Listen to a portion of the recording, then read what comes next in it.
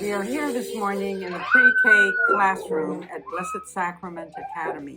My name is Sister Odilia. I'm the director of the Academy, and I have wonderful directors of the programs that we have here as well. Doing a fundraiser with Valero Energy Corporation, and they call it Champions for Charity, and it is for any nonprofit that wants to join and be part of this great fundraiser. Now, how do I tell you who we are? And so I know that for me, stories are very important in telling us who we are. And in my earlier years here at Blessed Sacrament Academy, I got a kind of a strange phone call, and it was two girls who wanted to know if they could do their third world experience at Blessed Sacrament Academy. And I said, really? A third world experience at Blessed Sacrament Academy? Why? So I said, okay. So we made plans then for them to come and teach in two of the classrooms. And, you know, the thing is, our children are kind if they experience kindness and goodness. They never realized that they were a third world experience. And I didn't either, but I thought, okay, that is something that you need to know, that we are in this town considered to be very poor. And yet, with all of the people who have donated, who have worked with us, you couldn't tell it by looking around at the classrooms and looking around at the joy of the children. Many have come from troubled circumstances. The principal of the alternative high school called me one day and wanted to know if I could find a place for a high school student who needed some severe time out because of what his anger had done to his girlfriend, and he wanted him to think about this and what his anger does, how it harms other people. Another part of this story is about a couch that somebody donated to us. A very beautiful piece of furniture. And I had the boys from the high school help me carry it upstairs, which I thought that's where I was going to house it. But they couldn't make the turn on the stairs with the couch.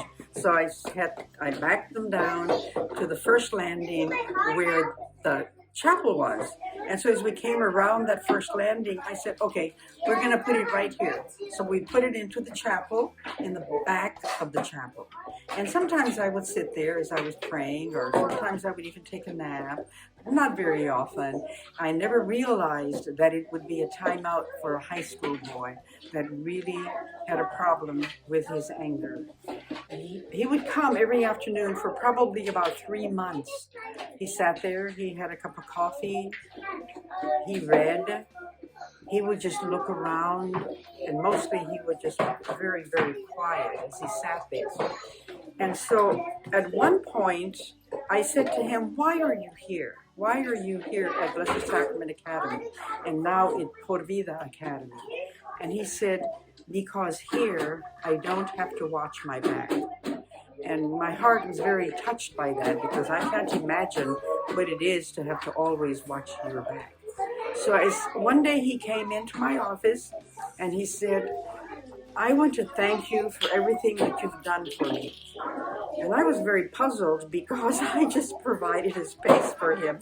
He walked by, I'd wave at him, but he felt very safe and very comfortable. And so for that, he was thanking me. And so I accepted that blessing of his thanks. And then he said, and I'm going to the military now. And I was happy for that, because it's a place where he can continue his discipline, his education, his caring for his feelings. And so off he went, and that was the end of the couch story and the boy from the high school. When I question myself about why do I stay and what do I do at Blessed Sacrament Academy, I walk over to see the little ones.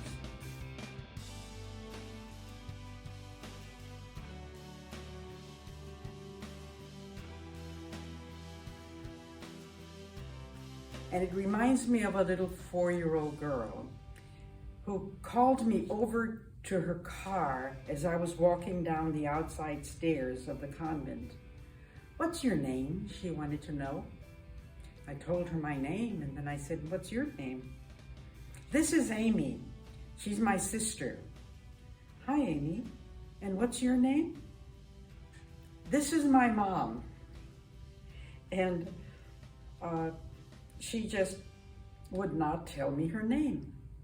And sadly, I found out later what the name was. That's not the sad part, but the sad part was that she comes from a family of abuse.